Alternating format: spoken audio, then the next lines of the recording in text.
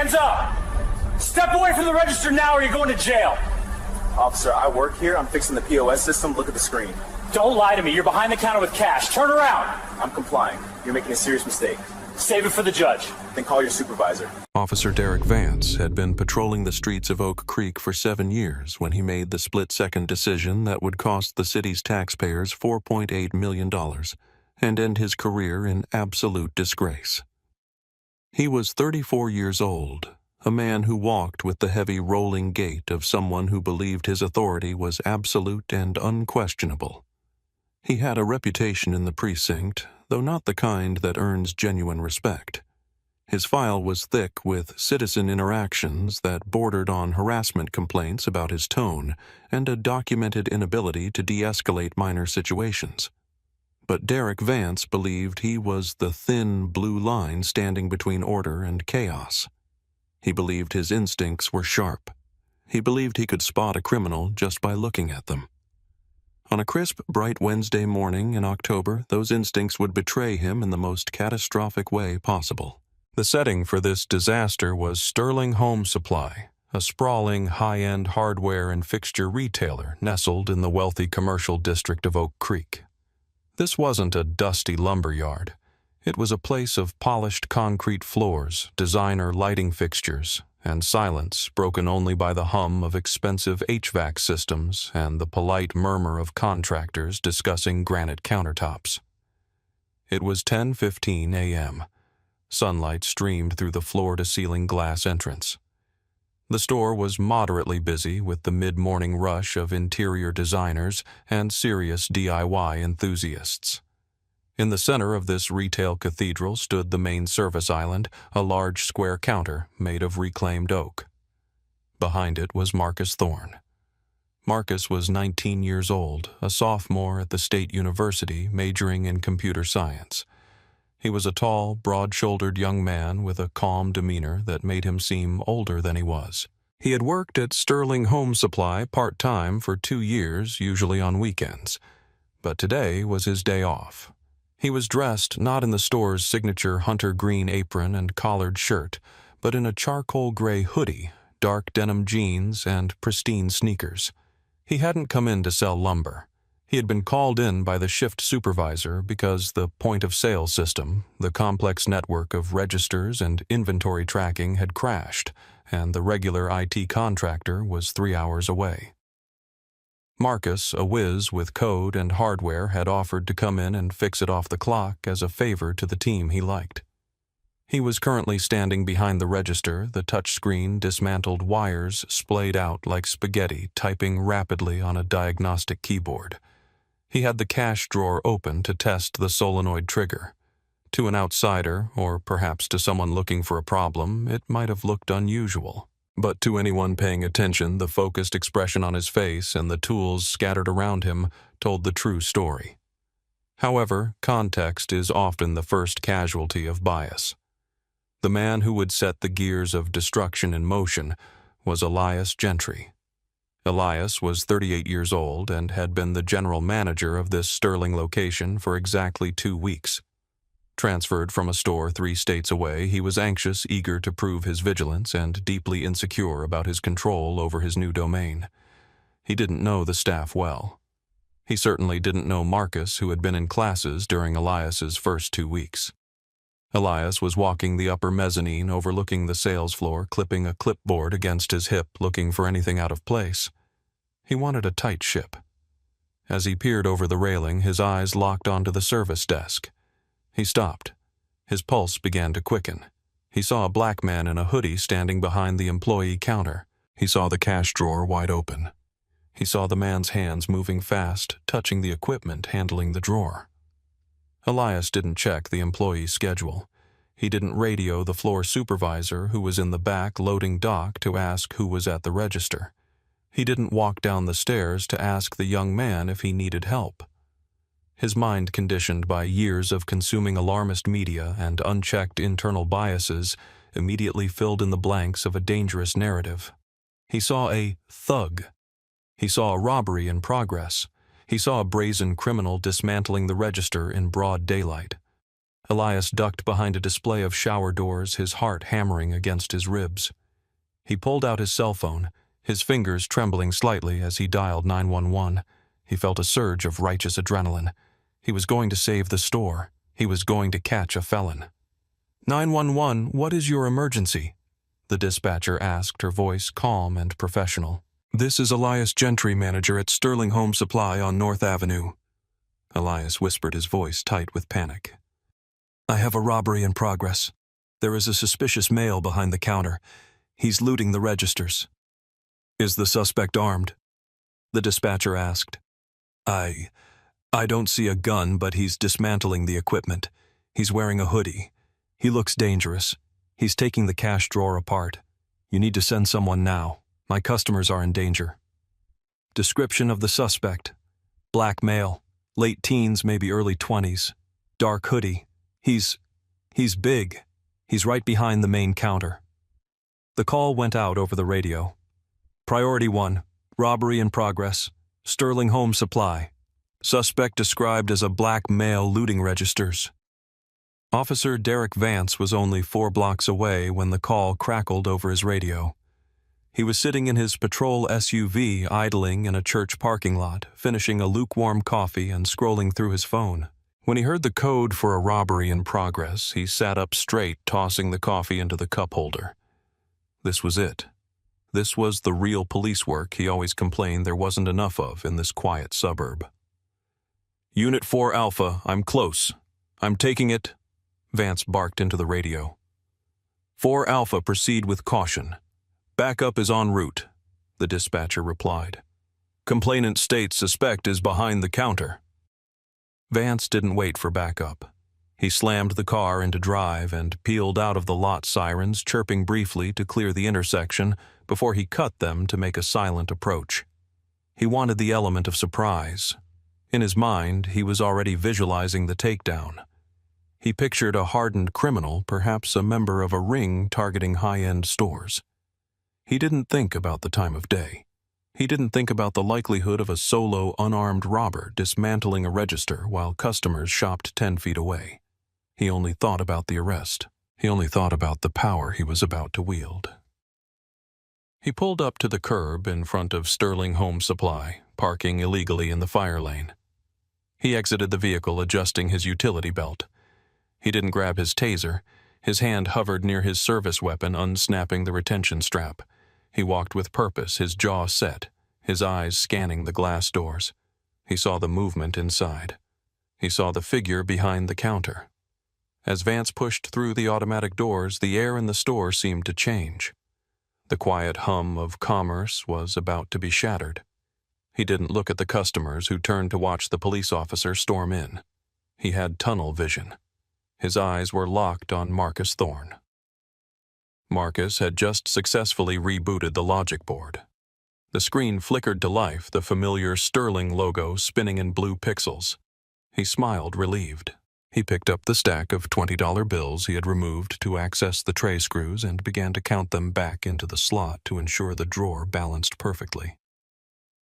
1, 2, 3, 4, Marcus murmured to himself. That was the moment Officer Vance reached the perimeter of the service island. He didn't say, "Excuse me." He didn't ask, "Do you work here?" He didn't assess the threat level. He saw a black man holding cash. That was all the probable cause Derek Vance needed. "Hands! Let me see your hands now!" Vance screamed, his voice booming off the high industrial ceilings. The sound was like a gunshot in the quiet store. A woman looking at faucets dropped a catalog. A contractor near the paint aisle froze. Marcus jumped the bills, slipping from his fingers and fluttering into the open drawer. He looked up, his eyes wide, to see a police officer 5 feet away, hand on his gun face, twisted in aggression. "Whoa, officer," Marcus said, his voice steady despite the shock. He didn't raise his hands immediately in a surrender pose because he was confused. He instinctively gestured toward the screen. "I'm just fixing the—" I said, "Hands up. Step away from the register. Do it now, or I will put you down," Vance roared, closing the distance. He unholstered his weapon, pointing it low at the ground, but ready to raise it. Marcus, raised in a household where law enforcement was the family business, knew exactly how dangerous this situation had just become. He knew that any sudden movement could be fatal. He slowly raised his hands, palms open, keeping them away from his body. "Okay," Marcus said, his voice dropping an octave calm and authoritative. "My hands are up. I am an employee here. I am fixing the machine. Check the screen." "Get on the ground, I'm not asking you again." Vance didn't look at the screen. He didn't look at the tools. He didn't see the badge clip on Marcus's belt loop. He moved around the counter, kicking a toolbox out of the way. "Officer, there is no need for this," Marcus said, holding his ground but remaining passive. "My name is Marcus Thorne. If you call the manager—" "Shut your mouth." Vance reached out and grabbed Marcus by the shoulder of his hoodie. He yanked the young man forward, spinning him around. Marcus stumbled but didn't fight back. He allowed himself to be manhandled, knowing that resistance would be painted as assault in the report. "Turn around. Hands behind your back." Vance shoved Marcus against the sharp edge of the oak counter. The impact knocked the wind out of Marcus, his hip colliding with the wood. "You are making a mistake," Marcus said through gritted teeth. "I work here." "Yeah, tell it to the judge, tough guy," Vance sneered. He grabbed Marcus's wrists and wrenched them behind his back with unnecessary force. He pulled the handcuffs from his belt. The metallic ratcheting sound of the cuffs tightening echoed in the silence of the store. Vance tightened them until they bit into the skin, past the point of snugness, into the realm of punishment. "You're under arrest for robbery and resisting a peace officer," Vance announced loud enough for the gathering crowd to hear. "I am not resisting," Marcus stated clearly. "I am complying, and I am not robbing the store. I am the IT technician." "You have the right to remain silent," Vance recited, spinning Marcus around to face the store. "So, use it." Elias Gentry, the manager, had come down from the mezzanine and was standing near the paint aisle, watching with a mixture of vindication and sudden creeping doubt. He saw the criminal in handcuffs, but he also heard the calm voice. He saw the tools. He saw the confusion on the faces of the regular customers, some of whom were now whispering. "He helped me with my lumber yesterday," a customer in a flannel shirt said to a woman next to him. "That kid works here." Vance didn't hear them. He was flooded with the dopamine of the capture. He had his prize. He grabbed Marcus by the bicep, his fingers digging into the muscle. "Let's go. Walk," Vance commanded. Marcus stopped. He planted his feet. He looked Officer Vance directly in the eyes. He didn't look afraid anymore. He looked disappointed. "Officer," Marcus said, his voice carrying a weight that Vance was too arrogant to recognize.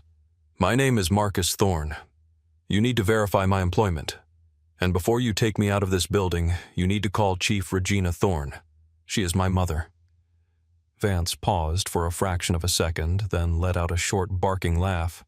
He rolled his eyes. "Right. And I'm the police commissioner. Every thug I catch has a relative on the force. You think that scares me? You think lying is going to get you out of a felony?" "It's not a lie," Marcus said calmly. "Check my ID in my back pocket. Check the dispatch logs. Regina Thorne. She's the chief of police." "I don't care who your mommy is." Vance spat. "You're going in the car." Vance shoved Marcus forward, forcing him to walk toward the exit. He paraded him past the aisles of lighting fixtures and door handles. Marcus held his head high despite the humiliation burning in his chest. He saw the cell phones out. He saw the red recording lights. He knew this was being documented. As they reached the automatic doors, the flashing blue lights of a second patrol car reflected off the glass. Sergeant Miller had arrived. Sergeant Tom Miller was a veteran. He was 58 years old with gray hair and a weary, kind face. He had been on the force for 30 years. He knew the community. He knew the shop owners. And he knew the chief's family. He had been at the department picnic 3 months ago. He had eaten a burger grilled by Marcus Thorne. Miller stepped out of his vehicle, adjusting his hat. He expected to see a chaotic scene, maybe a chase. Instead, he saw Officer Vance dragging a handcuffed young man out of the store. Miller squinted against the morning sun. Then his eyes widened. His stomach dropped effectively to his shoes. He recognized the young man instantly. The height, the face, the walk. "Vance!" Miller shouted, his voice cracking with urgency. "Vance, hold it!" Vance stopped grinning. "Got him, Sarge. Caught him red-handed counting the cash. Tried to give me some story about being an employee." Miller ran up to them, ignoring Vance and looking directly at Marcus. "Marcus, are you okay?" Marcus nodded slowly. "Hello, Sergeant Miller. I'm okay.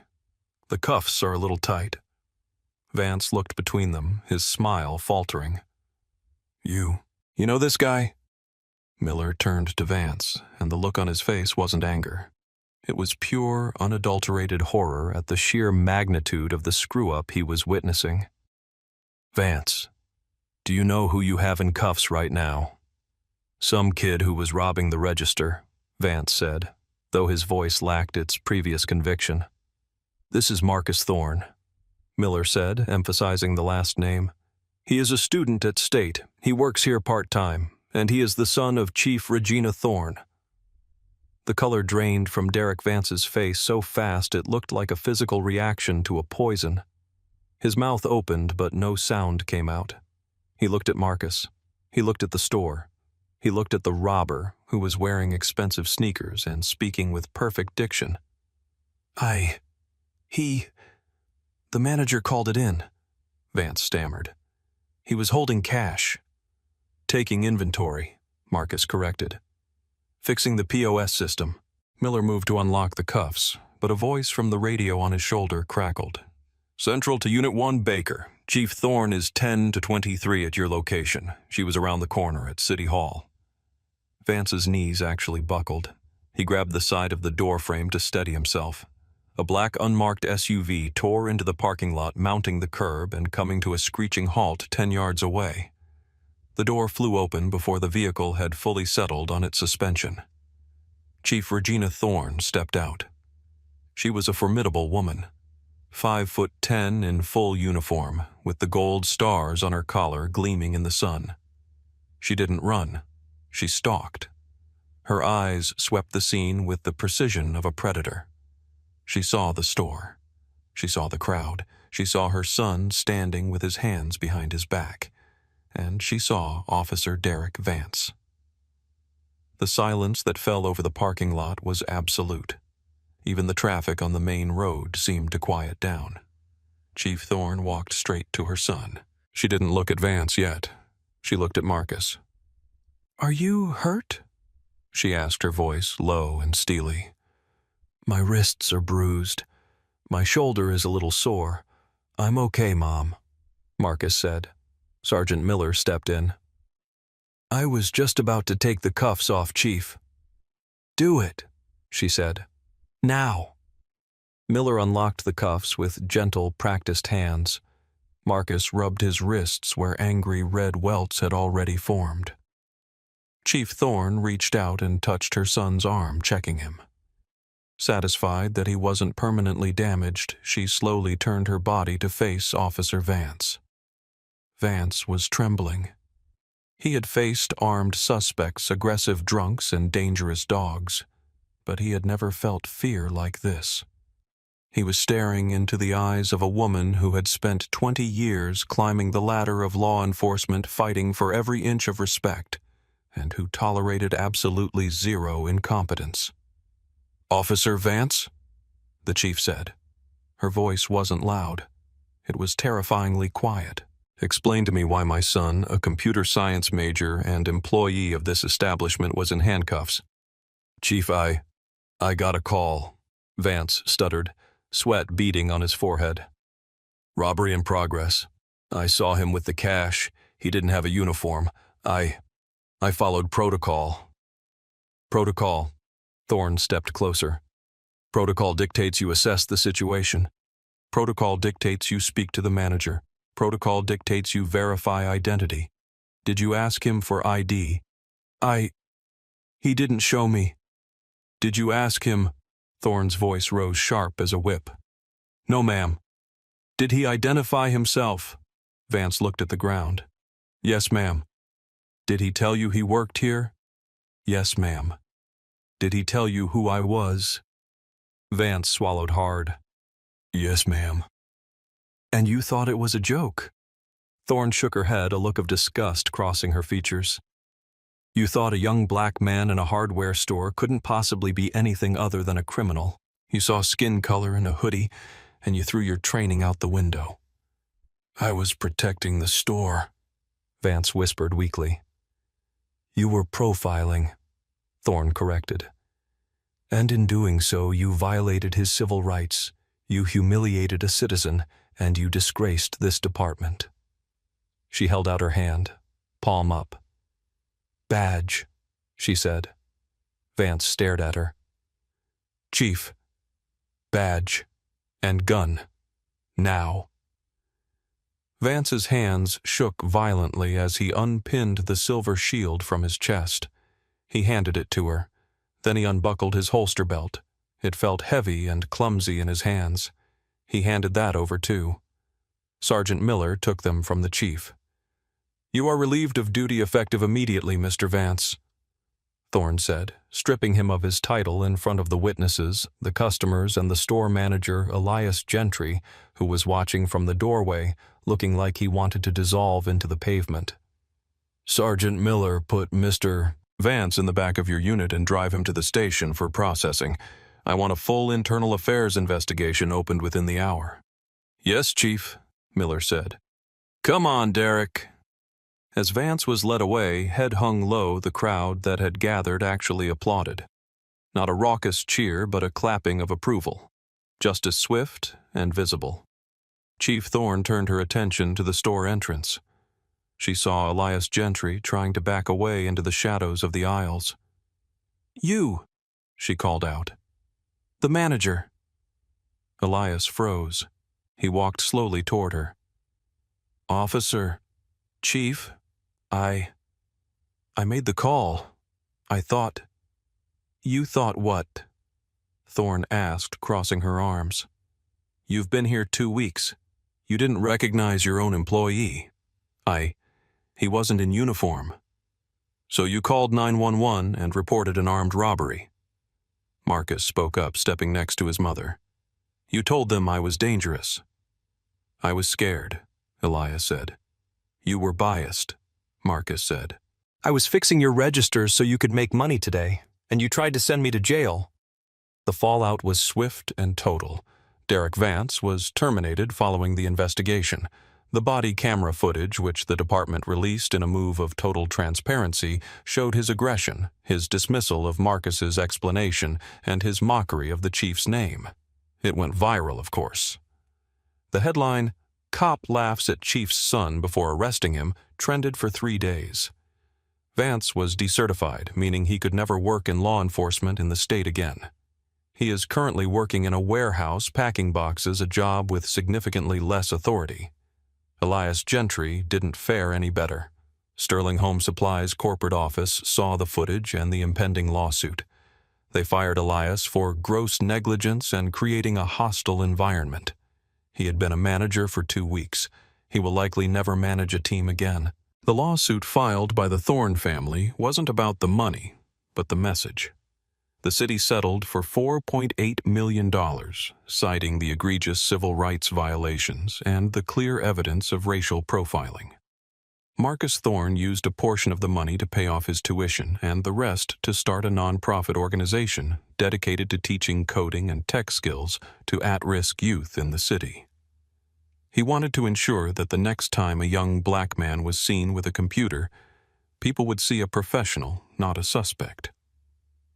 But as the dust settled and the check was cashed, and the headlines faded, a quiet, uncomfortable truth remained. Marcus Thorne walked away physically unscathed because his mother wore stars on her collar. He was saved by a connection that 99% of people do not have. If he had been just Marcus from the block without a chief or a mother, would Sergeant Miller have stopped the car? Would the handcuffs have come off so quickly, or would Marcus have been booked charged with resisting arrest and forced to plead down to a misdemeanor just to salvage his future? The system worked that day because the victim had power. But justice shouldn't depend on who your mother is. It shouldn't depend on whether you have a badge in the family. It should be the default. Derek Vance's career is over. That is a consequence. But until we fix the instinct that made him see a criminal instead of a college student, the next Marcus won't be so lucky.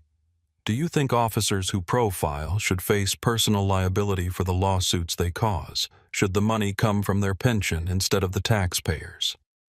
Drop your thoughts in the comments below. And if you believe these stories need to be told, if you believe in holding power accountable, please hit that subscribe button. We are building a community here that demands the truth. Thank you for watching, and stay safe out there. Step away from the vehicle. Now, give me your ID. My hands are visible. This is a Terry stop. State your reasonable suspicion. You don't get to lecture me. You're being detained. For what crime, officer? Buying milk is not probable cause. Turn around. Hands behind your back. Now. I am not resisting. You are violating. He was buying a gallon of organic 2% milk for his coffee, and for that simple act, Marcus Thorne was about to lose his freedom.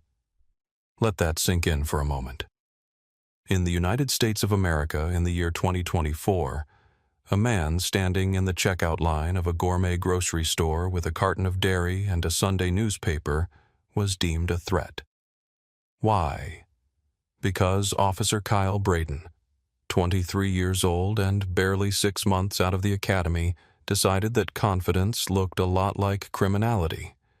The body camera footage, which would later be viewed over 40 million times on YouTube, started innocuously enough. It was 10:15 in the morning on a Tuesday. The sun was shining over the manicured hedges and slate roofs of Chevy Chase, Maryland, one of those DC suburbs where the lawns are perfect and the crime rate is supposed to be 0. The video shows Officer Braden's hands on the steering wheel of his cruiser, his knuckles white, his eyes scanning the parking lot of the Whole Foods like he was patrolling a combat zone rather than a suburban strip mall. Inside the store, Marcus Thorne had no idea his life was about to implode. At 54 years old, Marcus didn't look like a man who caused trouble. He looked like a man who solved it. He was wearing a bespoke charcoal suit, the kind that costs more than a rookie cop's first car, and his shoes were polished to a mirror shine. He moved with the slow, deliberate gravity of someone who has spent decades commanding rooms that most people only see on C-SPAN. Marcus wasn't just a shopper.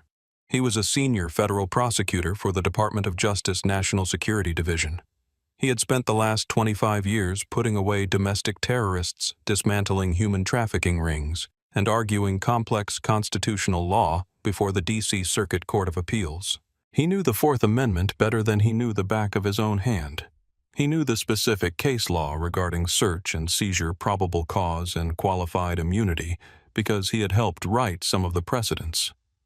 But to Officer Braden sitting in his cruiser watching Marcus exit the sliding glass doors, Marcus wasn't a pillar of the legal community.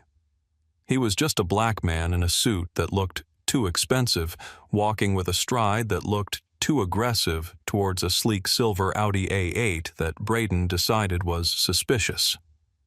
Braden grabbed his radio. "Dispatch, I've got a suspicious subject in the parking lot of the Whole Foods on Wisconsin Ave. Matches the general description of that B&E suspect from last week." The dispatcher's voice crackled back, bored and detached. "Unit 4 Alpha confirmed description. Black male, 50s, heavy build. He's looking around nervously." Braden lied. The video clearly shows Marcus looking at his watch. Not nervously, but checking the time because he had a briefing with the Attorney General in 90 minutes. Braden didn't wait for confirmation. He didn't run the plates on the Audi, which would have immediately flagged the vehicle as belonging to a federal official. He didn't observe a crime. He acted on a gut feeling, the kind of gut feeling that is usually just a cover for bias and inexperience. He threw the cruiser into drive and peeled out of his spot, hitting the lights, but not the siren. Marcus had just unlocked his car door. He placed the milk on the passenger seat and was about to slide behind the wheel when he saw the flashing red and blue lights reflect off his window. He didn't run. He didn't flinch. He simply stood up straight, closed his car door, and turned to face the approaching officer. He adjusted his cufflinks, took a deep breath, and prepared for a conversation he had been dreading his entire adult life, but one he was uniquely equipped to handle. Before we go any further, I need you to ask yourself a question. If you were stopped by police for buying milk, would you know exactly which Supreme Court case protects you? Marcus Thorne did, and Officer Braden was about to get a very public, very expensive law lesson. The distance between the patrol car and the silver Audi was less than 30 feet, but as Officer Kyle Braden closed that gap, he was crossing a legal minefield he couldn't even see. His hand was resting near his holster, not drawing, but hovering. It's a stance called the interview position, taught in the academy to maintain readiness. To a civilian, it just looks like a threat. "Step away from the vehicle," Braden barked. His voice cracked slightly. He was young, pumped full of adrenaline and caffeine, trying to project an authority he hadn't earned yet. Marcus Thorne didn't move away from the vehicle. He didn't move toward the officer either. He stayed perfectly still, his hands visible, palms open at his waist level. His face was a mask of calm, the same expression he wore when cross-examining hostile witnesses in federal court. "Officer," Marcus said, his voice a rich baritone that carried easily across the asphalt. "I am standing right here. My hands are visible. How can I help you?" "I said step away from the car. I need to see some ID." Braden stopped about 8 feet away, puffing out his chest. This is the moment where most people crumble. Most people, even if they've done nothing wrong, are terrified of the badge. They fumble for their wallets, they apologize, they submit. Marcus Thorne did none of those things. His mind was already categorizing the encounter into legal frameworks. Terry stop. Investigatory detention. Requirement of reasonable suspicion. "Officer," Marcus repeated slower this time, "I am loading groceries into my own vehicle. I am not operating the vehicle, so I am not required to show a driver's license under state transportation code unless you have observed a moving violation. Since the car is parked, you are conducting a Terry stop. For that to be lawful, you need reasonable, articulable suspicion that I have committed, am committing, or am about to commit a crime. What is that crime?" Braden blinked. He looked like someone had just spoken to him in Latin. He wasn't used to suspects citing case law. He was used to "yes, sir," or "no, sir." "I'm investigating a report of suspicious activity," Braden stammered, falling back on the vague catch-all phrase that bad cops use to cover their tracks. "We had a break-in reported in this area. You match the description." "Which area?" Marcus asked sharply. "The break-ins reported this week were in Bethesda, 5 miles from here, and the suspect description released by the department was for a male in his 20s wearing a hoodie and sweatpants. I am 54 years old, and I am wearing a $3,000 suit. So I will ask you again, what is your specific articulable suspicion?" Braden's face turned a shade of crimson. He felt his control slipping. He didn't hear a citizen asserting his rights. He heard a challenge to his authority. And for a certain type of personality, nothing is more dangerous than a black man who knows the law better than the police do. "You're not a lawyer, pal," Braden sneered, stepping closer, invading Marcus's personal space. "And you don't tell me how to do my job. You're detaining yourself by not cooperating. Now give me your ID, or you're going in for obstruction." "I am not your pal," Marcus said, his voice dropping an octave, becoming colder. "And refusal to identify during a consensual encounter is not obstruction. Heibel versus 6th Judicial District Court of Nevada. Look it up. Unless you are formally detaining me for a specific crime, I am free to go. Am I free to go, or am I being detained?" "You're detained," Braden shouted, losing his temper completely. "For what crime?" "Disorderly conduct, obstruction, investigation of a felony." Braden was grasping at straws, throwing words out to see what would stick. Marcus looked at the young officer with a mixture of pity and resolve.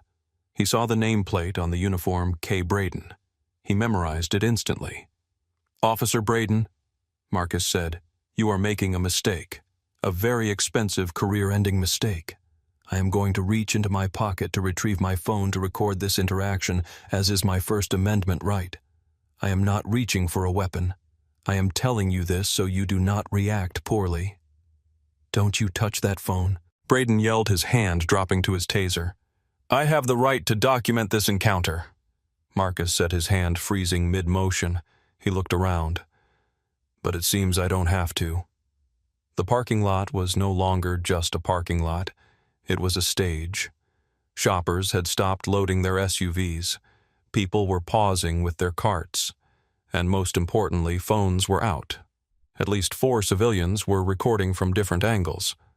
Marcus spotted a woman in a yoga outfit holding her iPhone horizontal, a pro move about 20 feet away. He gave her a subtle nod. Officer Braden realized he had an audience, but instead of cooling him down, it made him hotter. He felt cornered.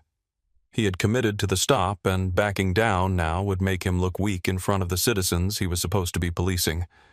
This is a psychological phenomenon known as escalation of commitment. Braden was doubling down on a bad hand because he was too proud to fold. "Get your hands behind your back," Braden commanded, unclipping his handcuffs. Marcus didn't turn around. He held his ground physically and legally. "Officer Braden, listen to me very carefully. I am giving you an off-ramp. Right now you can say you made a mistake. You can say you confused me with someone else. You can get back in your cruiser and drive away, and this will just be an unpleasant memory. But if you put those cuffs on me, you are crossing a line you cannot uncross.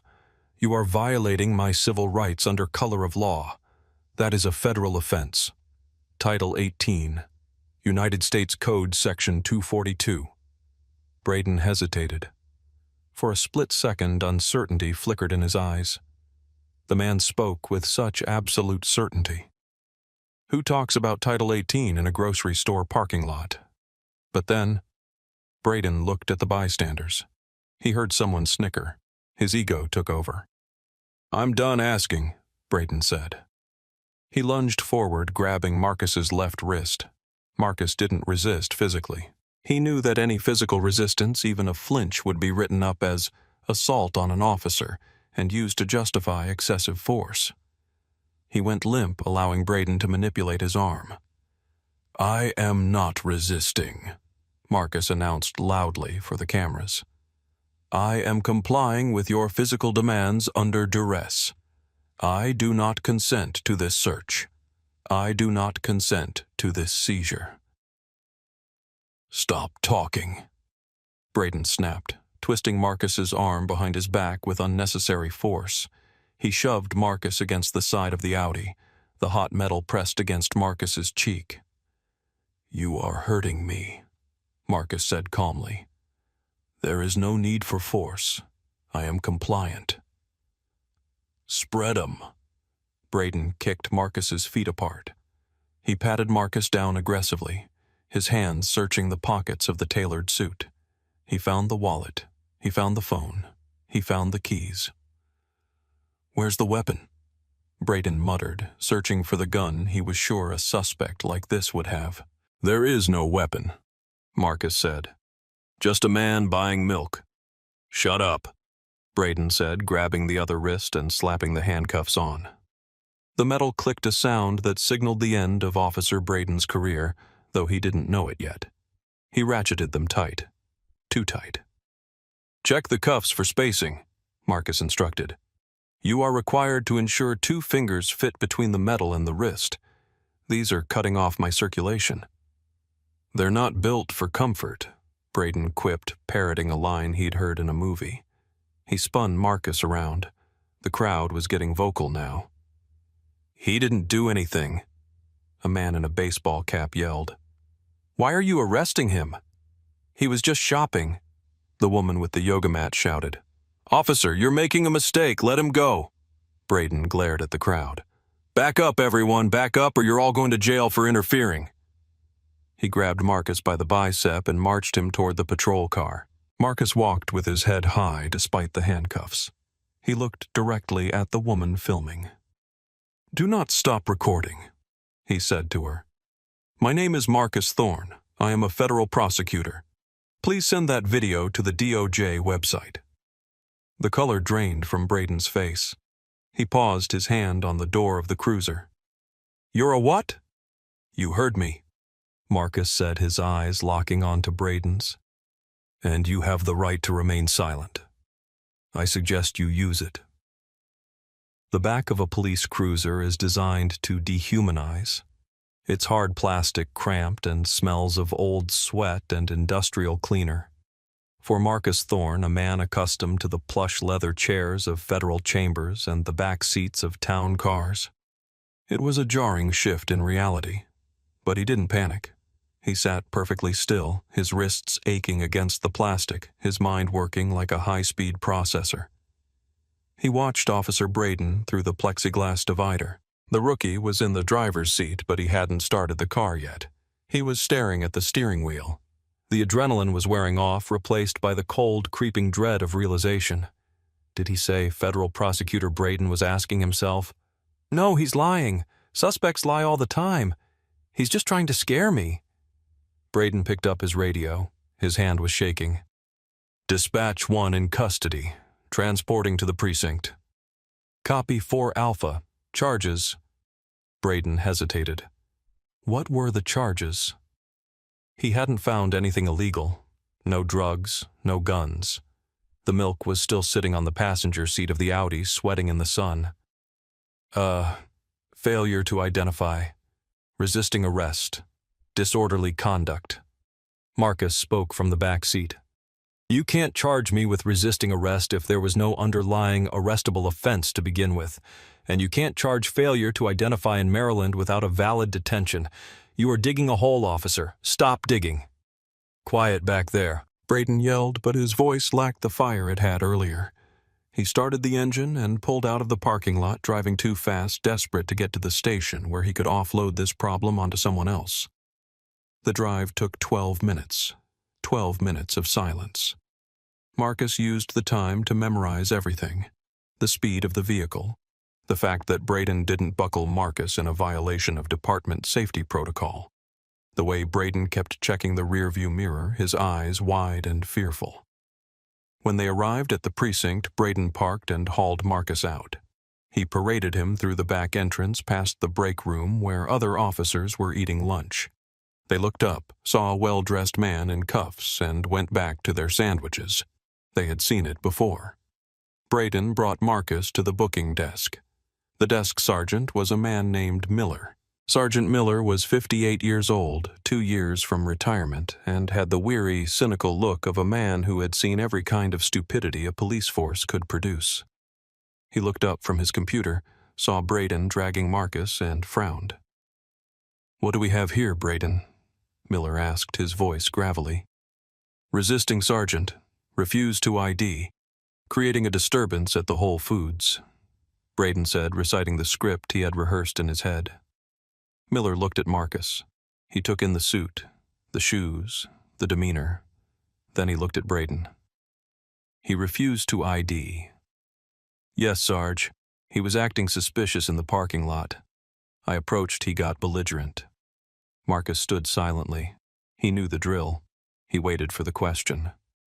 "Sir," Sergeant Miller said to Marcus, distinctively more polite than Braden. "Do you have identification on you?" "It's in my wallet," Marcus said calmly. "Which is in Officer Braden's pocket, along with my phone." Miller held out his hand. "Braden, give me the wallet." Braden fished the leather wallet out of his cargo pocket and slapped it on the counter. "He claims he's some kind of lawyer." Miller picked up the wallet. It was expensive leather, soft and worn. He opened it. The air in the room seemed to vanish. Sergeant Miller stared at the open wallet for a long, agonizing 5 seconds. The first thing he saw wasn't a driver's license. It was a gold badge, a heavy, intricate shield with the eagle of the United States. Below it was a laminated credentials card with a holographic seal that shifted in the fluorescent light. Department of Justice Office of the Attorney General, Marcus A. Thorne, Chief Federal Prosecutor. Miller's eyes widened. He looked at the photo on the ID, then up at Marcus, then back at the ID. He swallowed hard. He knew exactly what this meant. This wasn't just a lawyer. This was a man who had the power to indict police chiefs. This was a man who signed off on federal investigations into police corruption. Miller slowly closed the wallet and placed it gently on the counter as if it were made of nitroglycerin. He looked at Officer Braden. His expression wasn't angry. It was horrified. "Braden," Miller whispered. "Take the cuffs off. Now." "What? Why?" Braden looked confused. "Sarge, he was resisting." "I said take the damn cuffs off right now," Miller roared, his voice echoing off the concrete walls. The other officers in the room jumped. Braden scrambled for his keys. His hands were trembling so badly he dropped them once before managing to unlock the cuffs. Marcus rubbed his wrists. There were deep red indentations where the metal had bitten into his skin. He didn't say a thank you. He simply looked at Miller. "Sergeant," Marcus said, "I want your name and badge number entered into the log as the officer who released me. And I want the watch commander down here. Immediately." "Yes, sir. Absolutely, Mr. Thorne." Miller said, his face pale. "I'm calling Captain Reynolds right now." Braden stood there, the handcuffs dangling from his fingers. "Sarge, who is he?"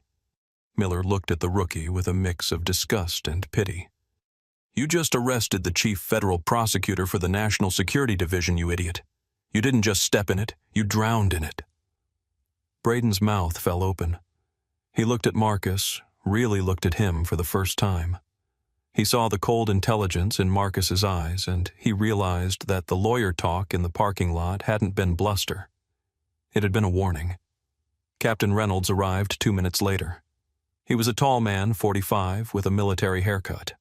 He walked in looking annoyed at the interruption, but the moment he saw Marcus Thorne standing by the booking desk, uncuffed, rubbing his wrist, glaring, his annoyance turned to pure dread. Reynolds knew Marcus.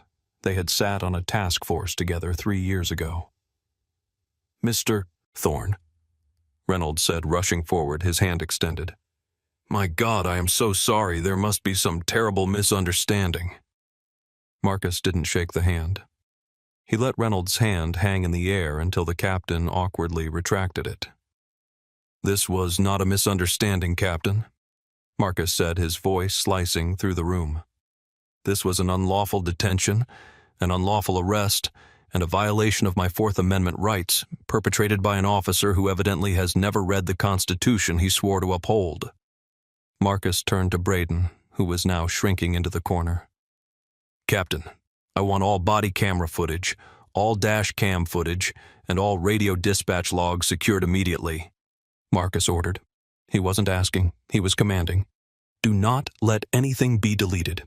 Do not let anything be lost. If 1 second of footage goes missing, I will personally open a federal obstruction of justice case against this entire precinct. Do I make myself clear?" "Crystal clear, sir," Reynolds said. "We will secure everything right now." "Good," Marcus said. He picked up his wallet. "I'm leaving now. I will not be answering any questions without my attorney present. And Captain, you might want to call the city attorney. You're going to need a big checkbook." News travels fast in law enforcement, but bad news travels at the speed of light.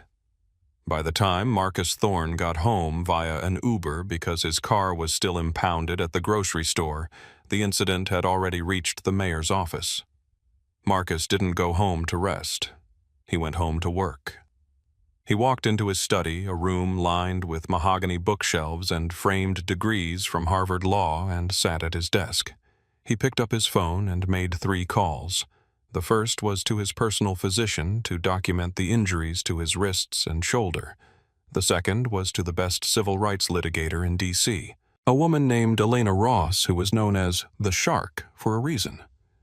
The third was to the Department of Justice's Civil Rights Division. "It's Marcus," he said when the acting assistant attorney general picked up. "I need to file a formal complaint, and you're going to want to see the video." Back at the precinct, the atmosphere was funereal. Officer Braden was sitting in an interrogation room stripped of his gun and badge. He wasn't under arrest, but he was under administrative suspension pending an investigation. He had his head in his hands. Captain Reynolds was in his office screaming into a phone. "I don't care what he said. How did a rookie get cleared for solo patrol if he doesn't know what a Terry stop is?" The city attorney, a man named David Katz, arrived an hour later. He watched the body cam footage in silence. He watched Braden profile Marcus. He watched the escalation. He watched the arrest. He watched Marcus offer the off-ramp, and Braden ignore it. When the video ended, Katz took off his glasses and rubbed the bridge of his nose. "He gave him an off-ramp," Katz muttered. "He literally told the kid how to save his job, and the kid arrested him anyway." "Can we fight it?" Reynolds asked. "Maybe argue qualified immunity." Katz laughed a dry, humorless sound. "Qualified immunity protects officers when the law isn't clearly established.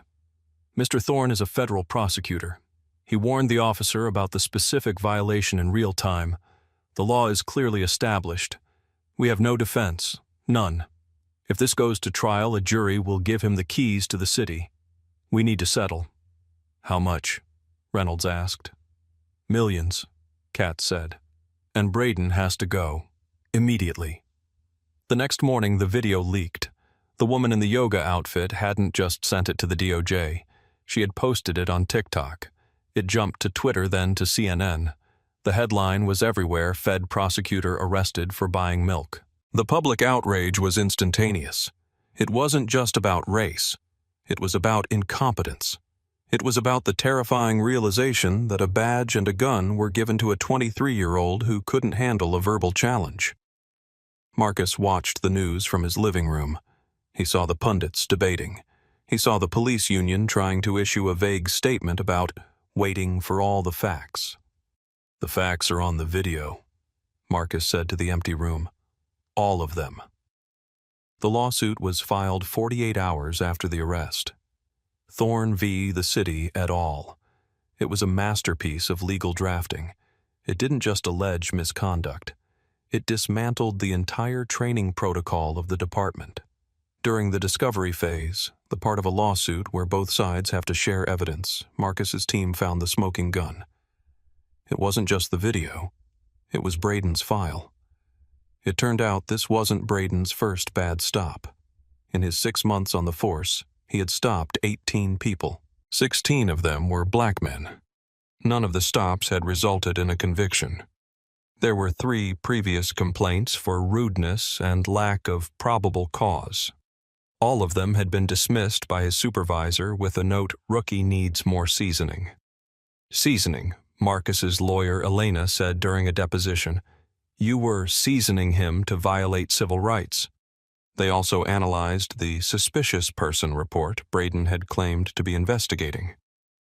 The burglary suspect from Bethesda was described as 5'9", 160 pounds.